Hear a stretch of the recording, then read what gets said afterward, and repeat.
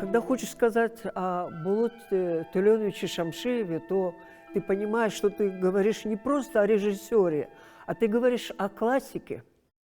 Режиссер, который является вот тем фундаментом кыргызского чуда, тех наших потрясающих, наших великих, я бы сказала, режиссеров, которые вот составили эту основу профессионального кыргызского кино.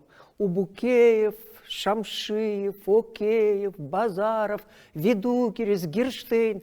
То есть ты понимаешь, что я сейчас должна сказать о классике кыргызского кино.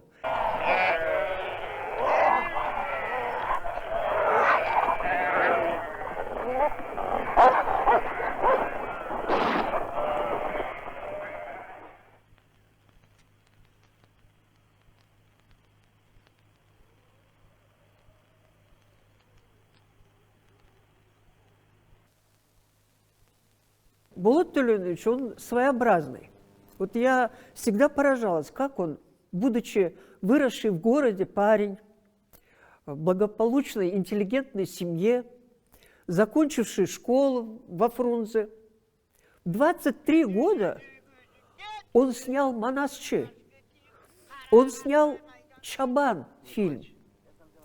Вот откуда в этом городском молодом парне вот эта такая зрелая тяга к своим корням, желание самоосознания, желание проникнуться в корни свои, идентифицировать себя вот с этими людьми, которые живут где-то далеко, может, он так не жил, но он видел, наверное, это все. В истории киргизской художественной культуры, особенно в истории, значит, кино, роль Шамшиева бесспорно, мне кажется, несравнима. Одно только появление Сулейманкула Чухморова и новая амплуа, скажем так, Советбека Джумадылова для, значит, нашей культуры, для нашей, мне кажется, художественной культуры это большое явление. В первую очередь. Потому что до Сулейманкула, до, допустим, Джараспая, Советбека Джумадылова, вот такие величины, ну, скажем, таких масштабов артисты вряд ли мы найдем. Что скажут? Сальмен первый начал. Он наших коней увел. Что же, так мы и будем молчать? Джумадылов всегда считался у нас комедийным и острохарактерным артистом. Вдруг он играет Джараспая. И причем трактовка мощная. До этого момента мы прекрасно знали, что эксплуататор – это прежде всего злодей. Он, так сказать, на теле трудового народа нажил, значит, свои собственности. А тут мы видим умного, значит, с достоинством человека. То есть как бы идет вразрез советской идеологии. Как они не боялись, как они смогли такую трактовку осуществить, это до сих пор мне, ну, как говорится, тайной. Молодость его, ему всего было 27 лет. Он бесстрашный. Меня больше всего поражает именно образ Джераспаева. Это для нашего кино, для нашего театра и для вообще нашей художественной культуры. Это просто первая трактовка, которая меняет наш взгляд. Пора в путь, Мырза. Что с вами? Не знаю. Как это воробей соколу глаз выклевал.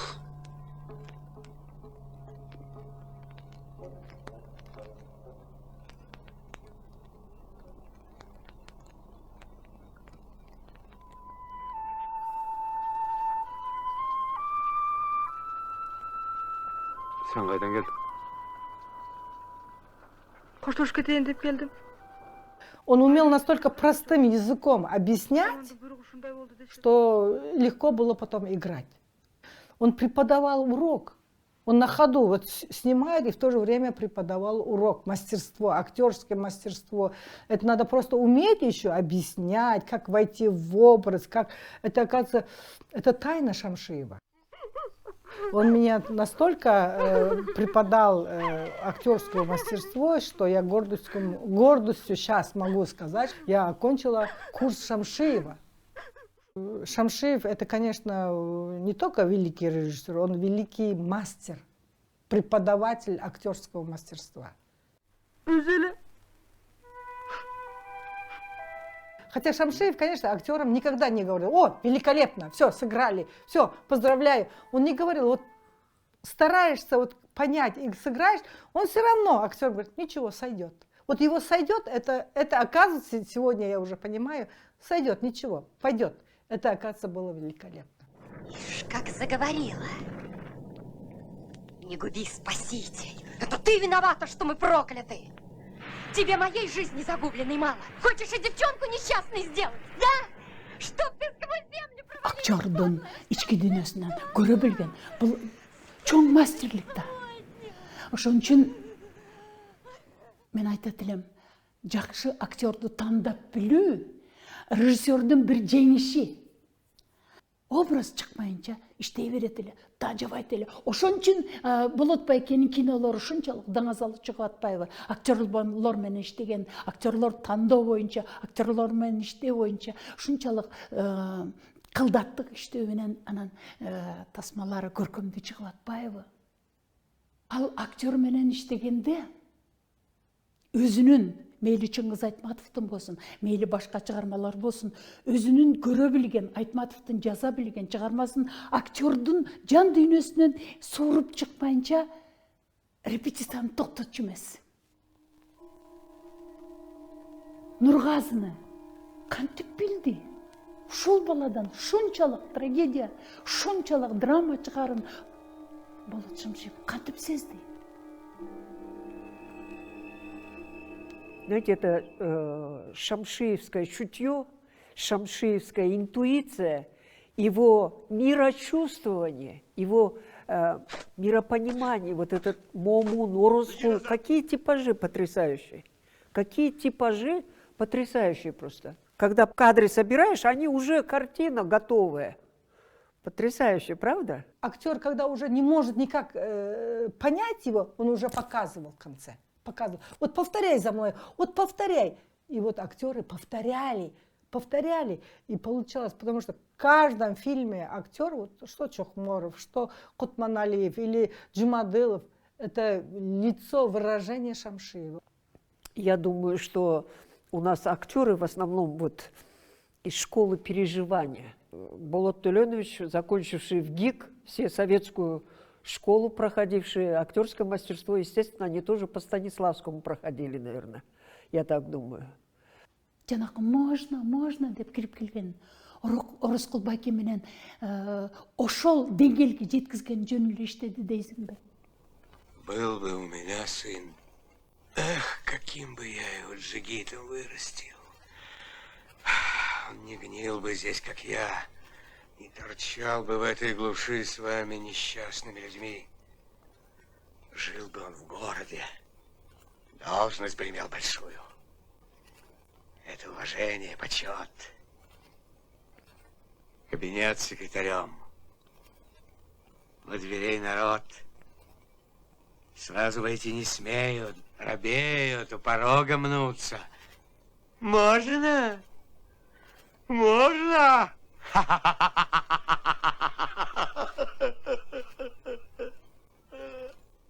Саты менен Талапбай маңдайына отырып алып, ошол өзүнүн ички дүйнөсүндө каалаган чыгарым Чыңгыз Айтматов каалаган образ чыкмайынча иштей берет эле, тажабайт эле. Пап, это ты! Ты приехал ко мне! Ты приехал за мной, правда? Чего? Бак кеме тартылып калды, Кулубек ролун мага берди. Анан айтты. Чоро, тиги Нургазын ойноп аткан бала сени атасындай жакшы көрүп калсын деп. Подарок даже приготовил. Бекеринен айткан жок да, бала сени атасындай көрсүн деп. Ошого жеткиришиң керек деп.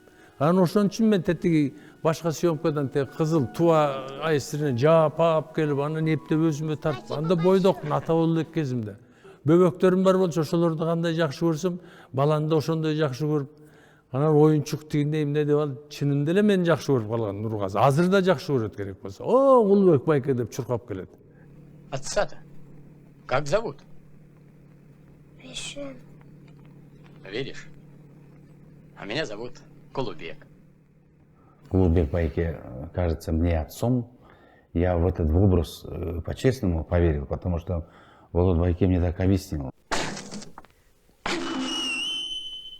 Если вспомнить сцену, где я плачу, ну, он меня до такой кондиции доводил, потом лицо у него такое было.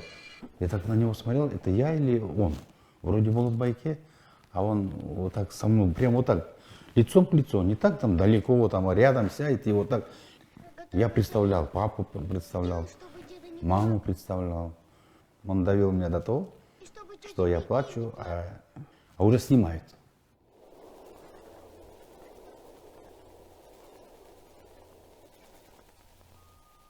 Он снял свой белый пароход. Он снял свой шамшиевский белый пароход. Вот это никогда нельзя забывать и путать. И никто не знает, какой на самом деле Айтматов написал белый пароход. Он у него назывался «После сказки». А тут вышел он как белый пароход. Ну как можно Нургазы? Вот без Нургазы мы не представляем уже белый пароход.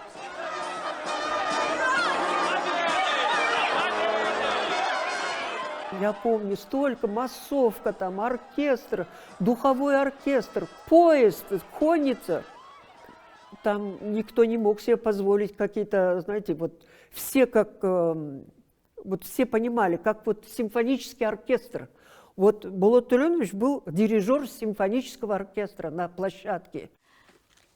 Мне лично кажется, что Гульсара как бы актриса интеллектуального плана, ну, скажем, даже так, аристократического плана. Но, тем не менее, в ранних «Журавлях» он, значит, я не знаю, каким образом заставил ее играть сельскую, так сказать, женщину. То есть типичная сельская женщина. То есть вот это и есть его, так сказать, талант. Стоишь? Смеешь мне в глаза смотреть?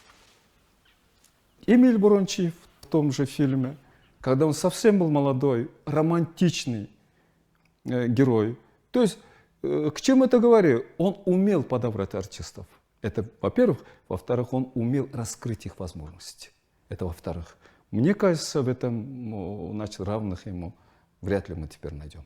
Совершенно случайно оказался на площадке. И вот этот год перевернул, скажем так, мою судьбу. Ну, а ты, Беш, ты поосторожней. Ты мой друг. Я хотел бы, да, вспомнить один эпизод. Знаешь, Бешкемпир сегодня на фронт уезжает. Врешь. Голову наотрез. Вроде бы не значащий эпизод, ничего, маленький он какой-то, ну, секунд, может быть, 15-20. Но у меня не получалось. И вот мы приехали, помню, в село Хойташ в 9 утра. И я с этими 2 ведрами до 5 вечера с горы бегал вниз, вверх, вниз, вверх. Вы даже не можете представить, ведра были полные, наполненные водой. И вот требовательность Шамшиева. Прислушайся внимательно к режиссеру, может быть, получилось бы. Нет, что-то во мне вдруг такое происходило, что вот этот эпизод, который до сих пор вспоминаю, вот, спустя много-много лет. Из колхоза Кызылберлих. Я помню еще, как он с этими пацанами работал. Это не профессиональные дети. Он с ними игрался. С ними играл. Это Мырзакуль, который роняет там у родника. Он вдруг Мырзакуль становился, девочкой этой, влюбленной, да? Это, знаете, это хотелось в это время снимать параллельно другой фильм про режиссера, как он вообще перевоплощается то в этого, то в режиссера, то опять командует, то оператору дает команду, то кадр смотрит, то вот в эти образы перевоплощается. Это, знаете, это как, я даже не знаю, вот он, да, человек-оркестр.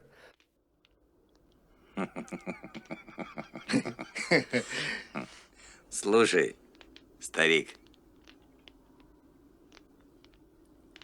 ведь это ты в 33-м раскулачивал тестя моего, верно? Бог свидетель.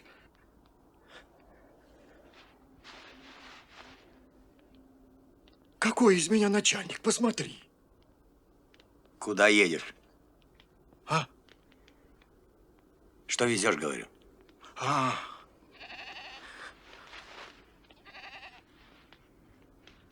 Везу-то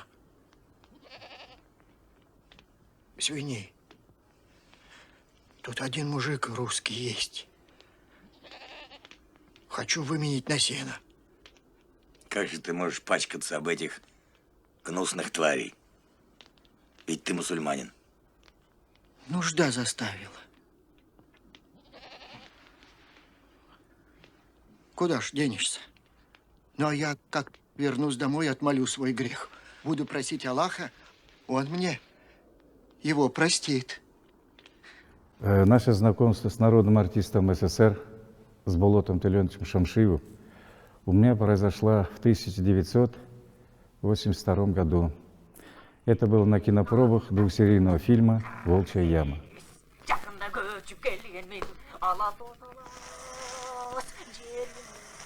Эй! А ну бросай! У меня и так от сырости все кости валят. Тяжело мне давались некоторые эпизоды, очень тяжело. Особенно вот, когда он заставлял меня просто читать отрывки из Манаса. Я, как человек городской, мне это очень тяжело давалось. Но вообще я должен что сказать о его творчестве. Конечно, он дает правильные задачи, четкие задачи. Эй, помогите! Не так!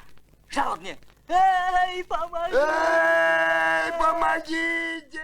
Видимо, как большой мастер, он видел, видимо, уже, когда писал сценарий, когда ставил уже, видел нас всех героев, что мы должны делать в этом фильме.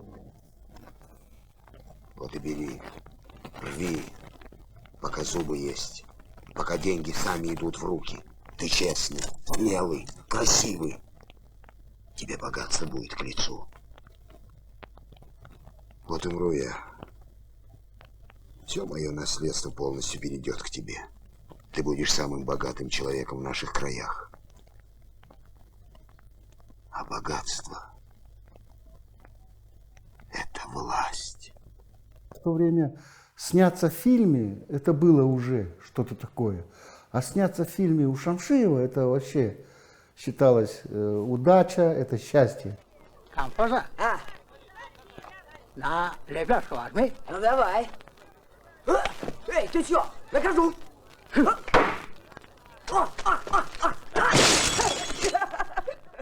Я вспоминаю роль Композ. Он меня вызвал после фотопроб и после кинопроб. И он меня вызывает, говорит: Мурат, я вот смотрел твои кинопробы, в принципе, нормально, но я не поверил, как ты дурачка делал. Если я не поверил, зритель не поверит. Поэтому ты должен поехать во все психиатрические больницы и посмотреть настоящих дурачков. Я обошел всех больных, посмотрел, но я не увидел для себя, для композа кого-то. И вот все это время, кого я видел, я прокручивал в памяти, я думал, мучился, что мне делать, как. Я пришел, он говорит, ну что, где ты был? Я говорю, вот там-то был, там-то, в Чемпургоне был, в Панфиловском был, там был. Я перечислил, он говорит, вот молодец, вот хорошо. Ну, показываю, кого ты видел. Я говорю, я видел одного вот такого. И нафантазировал, и сыграл одного вот такого. Он говорит, вот видишь, Мурат, не зря ты ездил. Значит, тебе это помогло. Чего это вы? Мужики, чего это вы, а? Ой, вон он! И только когда прошли годы, я понял, как надо относиться к своей роли. Чтобы сыграть роль, надо мучиться, надо искать. Наверное, вот это и есть его гениальная педагогическая способность. Он требовал от каждого актера глубину. Почему он это делает? Из-за чего он делает? Ради чего это делает? Вот это и есть великая школа Болота Туленовича Шамшиева. Я видел у вас в руках пистолет. Вот это, что ли? Вторая сцена мне очень тяжело давалась. Это вот сцена, когда драка с Талгатом Нигматуллиным. И очень было много народа. Естественно, я молодой человек, я очень стеснялся все это делать.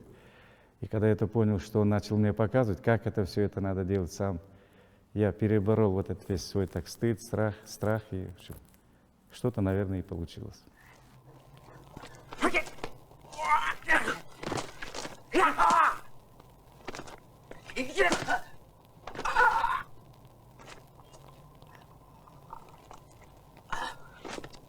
Его вот педантичность, требовательность и самое главное, что он ставит задачу, и это надо будет исполнить.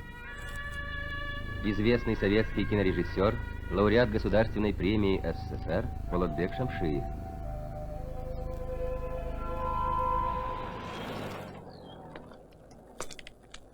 Эй, хулиган! Зачем ломаешь? Зачем? Эй! Опа! Стой! Опа! Стой! Я теперь все знаю! Все дача! Ты ломаешь! Да не хулиган! ломаю. Ты ломаешь! Да не ломаю, я из города, я здесь Я знаю, работаю, твоя мне срочно работа, нужно. твоя работа! Девушка и мордя! Да послушай ты меня. Слушать не хочу! Не надо твой деньги! Вчера у Вайля стол таскал? Таскал! Таскал! У Амантая дерево сломал? Сломал!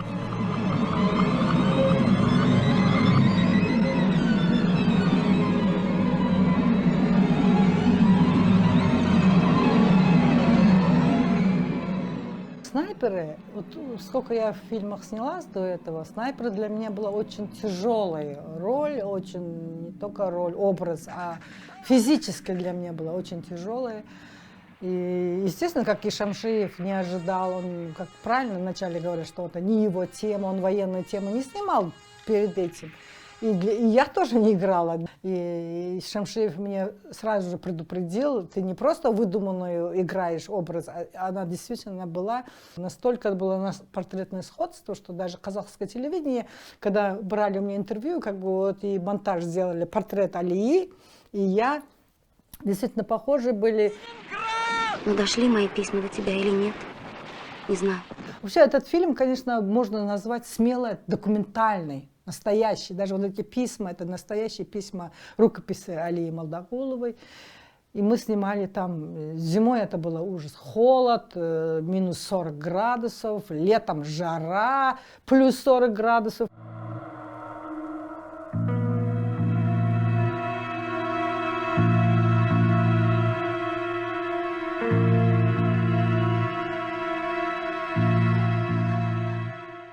Там были сцены, где нужно было ей заплакать, когда ее учитель, там, наставника немцы убили, я должна была плакать. Эту сцену мы 3 дня не могли снять.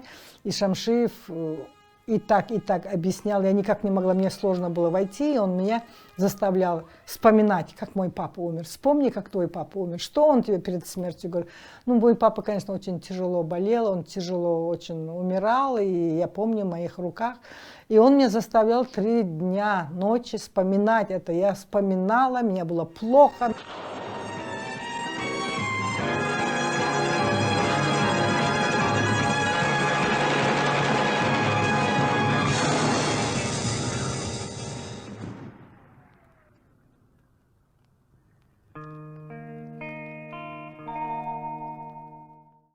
А может, завтра вы всю страну на колени поставите? Тоже кается? Этот фильм очень сложный, это философский фильм, это политический, философский фильм. Да, он с каждым актером работал, с каждым актером работал. Тебе этих сопливых чабанских детей до гроба хватит. Даром, что ли, их как баранов кучами рожать. Там играла казахская актриса, казахский актер. Ты можешь отдать свою жизнь ради того, что ты делаешь? Я рисковал своей жизнью на войне. Ой. И, возможно, ради тебя. Не смей так говорить мне! Вот из них сделать образ политика, там, какого-то начальника. Естественно, это было настолько ломать эту комедийных актеров и на серьезный образ. Это было настолько сложно. Он с ними с каждым отдельно работал, каждому объяснял, каждому показывал, как бы это делать. Я так думаю о твоей диссертации «Интернациональное воспитание трудящихся в южных районах республики». Почему в южных? А вот когда Фудзияму репетировали, там Болот Төленович то становится Айшапой. Сабира Гумшалиева играла Айшапу. Вот он прям проигрывает ей рядом все, как Айшапа. Когда Кумишалиева утвердили на эту добрую, хорошую учительницу, даже Чингис Тойракулович возражал, как же она такая злую старуху и сыграла в «Белом пароходе», у нее такое выражение, как она сможет такой добрую учительницу, наставницу играть. Шамшиев настоял, что она может это сделать. И действительно, он настолько с ней работал, вот ей объяснял, чтобы она вникала. Действительно, получилось Кумишалиева очень мудрой, доброй старушкой в этом фильме. А ты точно такой же, как бы. Чего мне меняться? Нам уже поздно. Потом Орозбек Агай, Орозбек Кутманалиев, он играл зоотехника, моего супруга играл.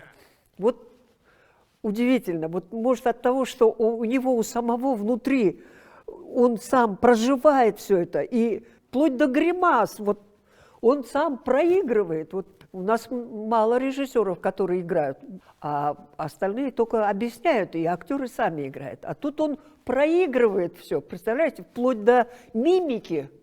Это уникально было. Актеры, они, если не могли сами найти вот этот путь, они, смотря уже на режиссера, на его перевоплощение вот это показывающее, они уже могли уже как бы дорога указана, как это сделать.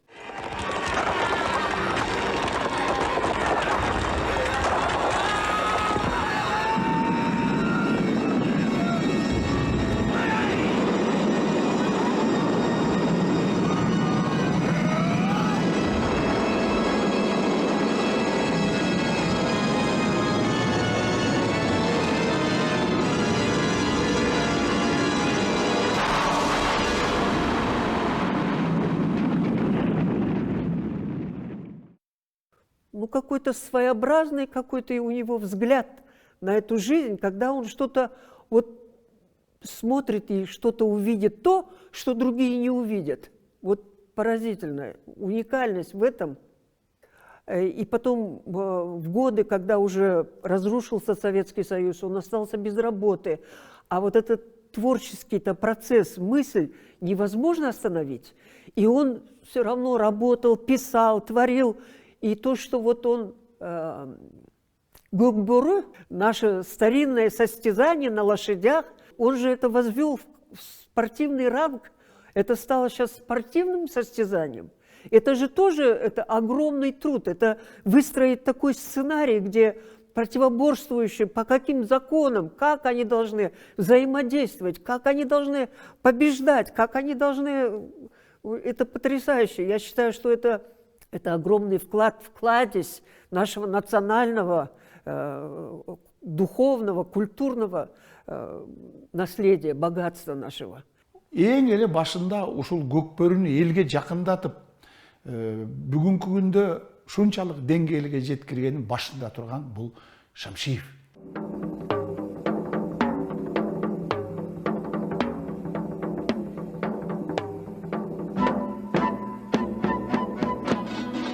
Бир 1996 жылы күндөрдүн бир күнүндө эле мага телефон чалып чакырып калды. Келип кетсең баланча жерге деп. Ал жер ушул азыркы чоң Дордой базарынын айланма жолдун ылдый жагында экен. жаз айы алашалбырт батка кечип жүрүп отуруп бардым.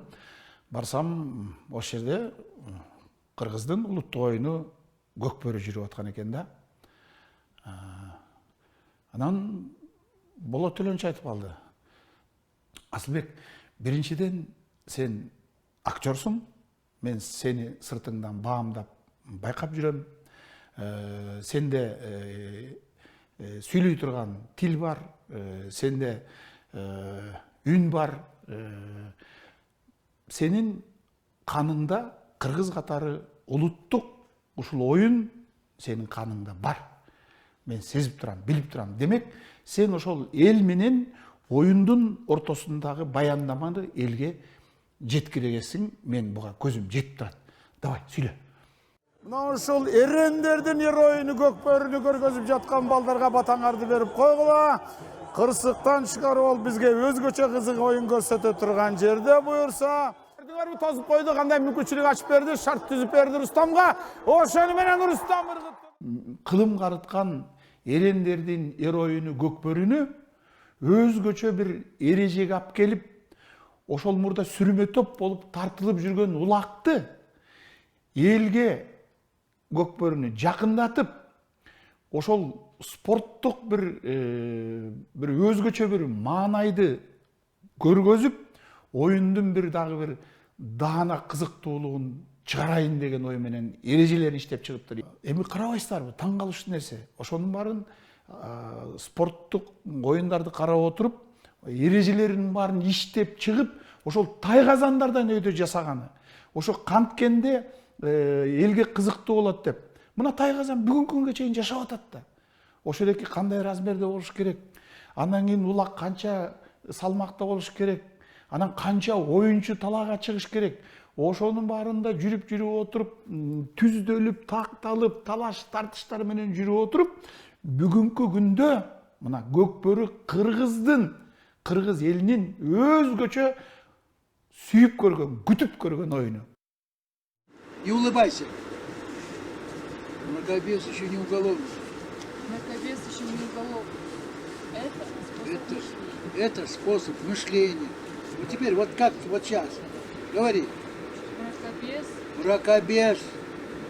Мракобес это не уголовник. Еще не уголовник. Надо это все вспоминать. Это должно прийти во время игры. Понятно? Все, забудь про текст. Альбина, не думай о тексте. Шамшиевтин туура берген багыты, туура ой жүгүртүүсү, философиясы ар бир фильминде. Мен Шамшиев менен иштеп калган актерлорду просто бактысы тоодой деп эсептейм. Анткени ар бир актер мына ушундай улуу режиссердун колунан өтүп калса, ал жаман актер болбойт. О, огонь пламень. Люблю необъезженных. Гульнар. Ошо бир жумуштар менен кыргыз фильмге барып калган элем. Ошондон Болот Төлөнч ушу фильм баштап аткан экен. Ошол учурда ошо даярдык болуп аткан байкап калып, анан ошо Мурат Мамбетов агайга жолугуп калып, жаңы түрктөр көрсөтсөм жүр деп эле ошо Болот Төлөнчкө жолуктуруп калды. Анан тааныштырып, Болот Төлөнчтө ошо видеолорду көргөндөн кийин биз ошо азыр как раз каскадер издеп жүрөт элек деп таанышып калдык. Анан мен чындыгында ишенген эмесмин. То есть жолукканда эле, таанышкандан кийин эле ошо сразу жумушка алганда, ошо даярдык болуп атканда эле. Все, эртеңден баштап келесиң жумушка, актрисалар келет, ошолорду даярдайсың деди. Эң биринчи задачасы мага берген Болот Төлөнчтүн эртең барып чачыңды алып кел деди, налысы. Мен ойлодум, мен ролго ойнойм го депчи. Көрсө чынында ролго эмес, башка бир ойной турган актердун как бы дублер катары, анан пробный съемкага катышасың деди.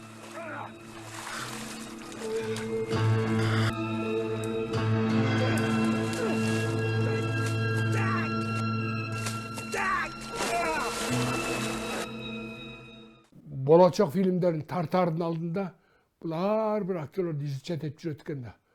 Мунун улуулугу ушунда экен бул ишин.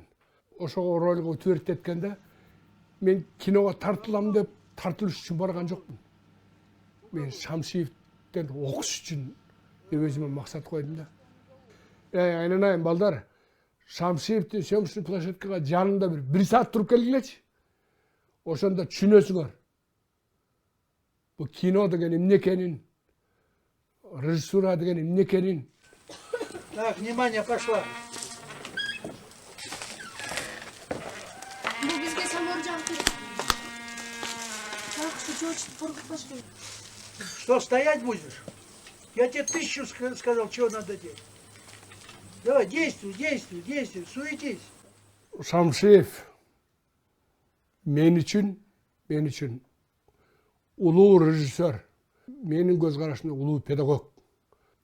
Аз да болса, кичине да болса, школасын, мектебинен өттүм деп эсептейм. Актерго биринчи ролун задачасын бергичекти Болот Төлөнчүп ар бир ошол келген адам менен ошо индивидуально отуруп алып, анын биринчи ички психологиясын мындай изучать эткени ошол жагы аябай таң калтырды. Бул мен үчүн кийинки эмелерге аябай чоң сабак болду десем болот. Ага чейин өзүм өз алдымча кино тартып, роликтерди тартып жүргөн болчумун. Анан ошондо жанагы киного болгон даярдыкты көрүп туруп, мен мындай ойлондум да, оказывается мен кино тартыш деген ушундай турбайбы, биз жөн эле тартып жүрө беребиз деп. Эң кызык дагы бир сцена бар эле, бул как раз кечки сцена болчу. Даже актердун лицосу жок, просто терезе сынык жерден актердун колу кирип эле магнитофонду баскан жери бар эле. Крупный план. Где рука твоя? Пошла. Гуля. Назад. Догоняем его. Царапай. Аны ушун айнек колун титип кетип анан кийин мында кан чыккан жери бармы? Ошону 21 дубль тарткан.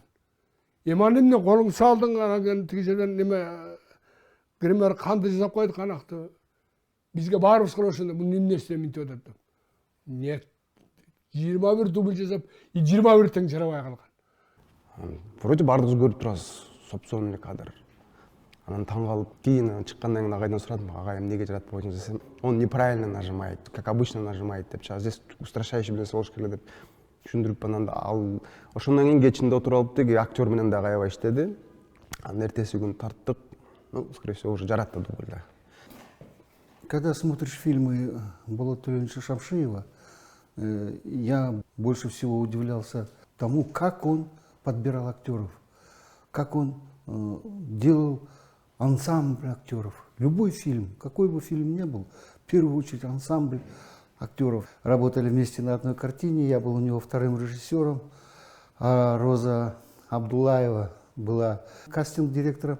Мы подобрали всех актеров на главной роли, но никак не можем подобрать на одну роль. Кого только Роза не находила, не приводила, но ему все равно это что-то не устраивало. И вот он все время говорил: найдите мне актера, хоть в Казахстан езжайте, в Узбекистан, но найдите мне актера на эту роль. И вот мы втроем идем, я помню, по студии Болот Төлөнч, Роза и я втроем идем, и он говорит: ну что, нашли? Болот Төлөнч, а пусть Мурат сыграет эту роль. Он понимает эту роль, пусть он сыграет, и возраст подходит. И на что Болот Төлөнч сказал: Роза, не порть мне архитектуру ролей. И вот эта фраза «архитектура ролей», действительно, он из актеров, он выстраивал целую архитектуру. Потом только приступал к съемкам фильма. И я помню, как-то спросил у Болота Төлөнча: Болот Төлөнч, по каким параметрам вы отбираете актеров? Он говорит: я вижу. Мне достаточно взглянуть на человека. Ну, я, говорит, вижу, есть у него потенциал или нет. Бұл Шамшиевтің мектебі шумды екен. Сөз әрбір фильмінде бір 2-3 актер дүң етіп шыға келеді. Так, мотор. Есть мотор. Камера. Есть. 2-182, дубль 1.